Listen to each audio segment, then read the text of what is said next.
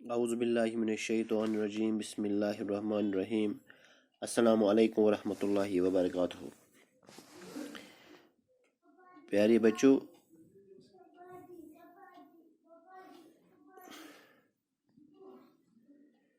अस परान एक्सक्रीशन। रात वोन तमें एक्सक्रीशन क्या गो। Removal of waste products is called excretion. आज ब्याक topic that is known as excretion in animals.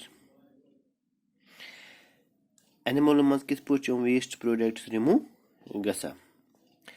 मुख्तलिफ एनिमलन मुख्तलिफ तरीको वेस्ट प्रोडक्ट्स रिमूव गसा। वुचु से in small aquatic organisms like amoeba, paramecium, hydra, most of the metabolic wastes are removed through the general body surface.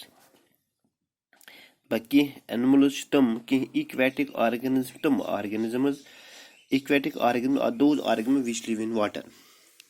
The amount man search gasan waste products removed through the general body surface. यानी इसमें body आसान चे तब कुछ ऐसा लकड़ pores आज body पे ऐसा pores तब वही pores जो किंचे excretion गसान. For example, there is an hydra, amoeba and paramecium. These are the three aquatic organisms.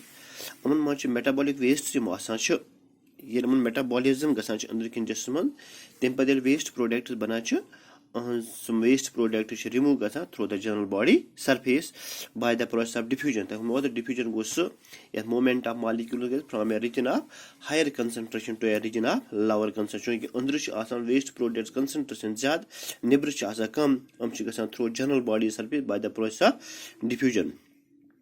Special organs of excretion are lacking, which shows outward diffusion of dissolved carbon dioxide and waste nitrogen components all over the larger body surface.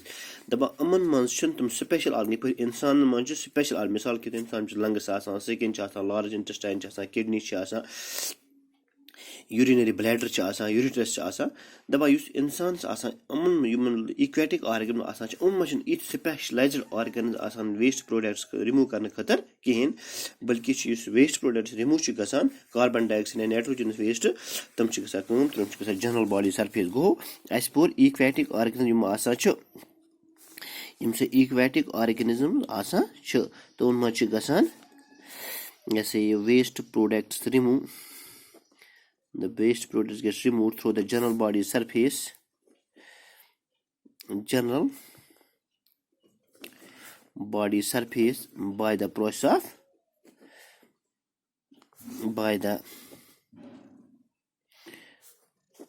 of diffusion. For example, there is example of hydra, paramecium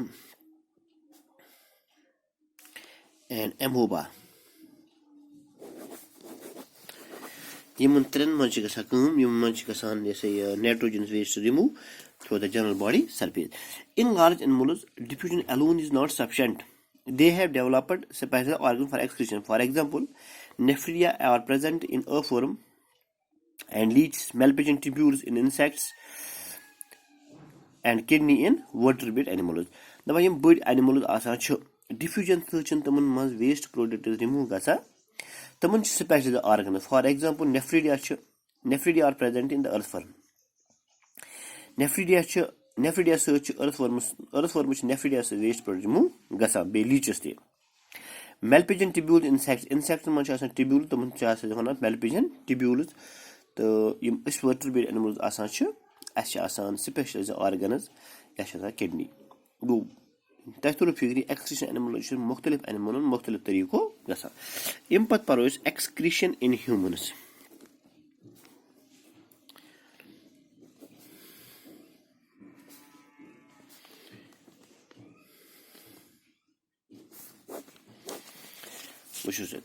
page number 152. Excretory substance in humans are urea, sweat, and undigested food. Human body has various organs to get rid of wastes. Human excretory substance आसान तथ मज urea, तथ में sweat, तथ में undigested food, urea, sweat, undigested food. शाबाश। अगर तुम वुचमुत आसो इस पे ٲरख यवं ٲरख, इत पे जम पे ٲरख यवं तथ टेस्ट तो नॉन टेस्ट सॉल्टी टेस्ट आसान सुस ٲरख आसान स्वेट आसान सह गि सान जिस्म जरूरी नबर नेरन, सह गि अंदरी रोजन। तथ खतर स्पेशल आर्गन सन जिस्म अलग अलग आर्गन यपर ٲरख ते नेर या अनडाइजेस्टेड फूड मतलब गो युस गो जान हजम गस कहें वॉशरूम नेरान सह गो सह फूड नेरान सह फूड अनडाइजेस्ट आसान हजम गसान पत कहें। शाबाश। यह गि सन जिस्म कुन त सूरस मज नबर नेरन। गोडन्युक गो लंग्स, गोडन्युक गो lungs. Lungs for excretion of carbon dioxide and water vapor produced during respiration. Lungs human body maz asan yih karan excrete yus sanis jismas carbon dioxide asan या respiration se yus water vapor sanis jismas neran ch nebar such karan such waste product remove karan kus organ lungs go carbon dioxide te gai sanis jismas nebar neron to water vapor te gai nebar neron carbon dioxide तो बे water vapours यम सन जिस्म यम गसन नबर नेरन सान जिस्म यह waste product यह कड़ा सोन organ that organ is called lungs. गो lungs इस्तेमाल करान for the excretion of carbon dioxide and water vapours. दुयम सनिस जिस्म यह ٲरख आसान स्वेट आसान अत खतर आर्गन रिमूव यम करान that is called skin. Skin for excretion of urea, salt and excess water by means of sweat glands present in the skin. दबा युस skin आसान यह करा remove waste products for example सन जिस्म आसान स्वेट या साल्ट युस तह वोन मे वो ये इंसान यह कम करान पे ٲरख अगर सह ٲरख सन ٲस मज गि तथ साल्टी टेस्ट सह गि नबर नेरन तो सह नेरान कपर षम किन तथ आर्गन सोन षम अपर ٲरख यवान तो यम सत साल्ट तो स्वेट नबरान नबर। अम पत गो लार्ज इंटेस्टाइन। लार्ज इंटेस्टाइन बड़ अंदर यथ वन गो skin carbon dioxide, sweat, urea कड़ा नबर कार्बन सॉरी पत गो large intestine. Large intestine for excretion of some waste along with the faeces through anus. दपा यम बड़ अंदरम आसान वॉशरूम नेरान तथ मज बोड़ पेशाब करान सह लार्ज इंटेस्टाइन मज बनान तो तम पे सह नबर तेना गो लार्ज इंटेस्टाइन नबर दिवान लार बड़ अंदरम आसान यमो सह नेरान waste product that known as faeces सह नेरान बाथरूम मज तो सह गि नबर नेरन। अम पे गई किडनीज। यम किडनीज आसान these are the bean shaped organs. Kidney bean shaped organs. Bean shaped organ गो यह राजमा फल आसान इथे पे किडनी आसान हमो बे kidney these are the bean shaped organ वो राजमा फल आसान इथे पे सन जिसम किडनी आसान left kidney and this called right kidney human beings मज आसान। किडनीज करा they are used for the excretion of products like urea nitrogen in urine.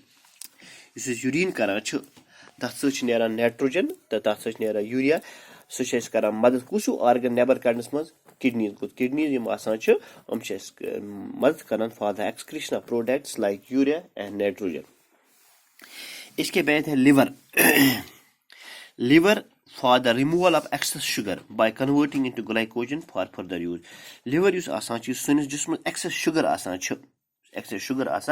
sugar te gais jad concentration sanis jism roze kehin yit gais nebar neran yus liver asan yeh karan madad for the converting into glycogen karan change glycogen further use sugar hekan istemal karit liver so nebar neran ke balki convert karan glycogen taki is hekon sugar jad istemal karit कहें तो excretion animals इंशाल्लाह सबस परनामो तह बह excretory system in human मज कुछ system आसान बे पर सुबह स्वेटिंग आज पर इंशाल्लाह वमा अलैना इल्लल बलागुल मुबीन।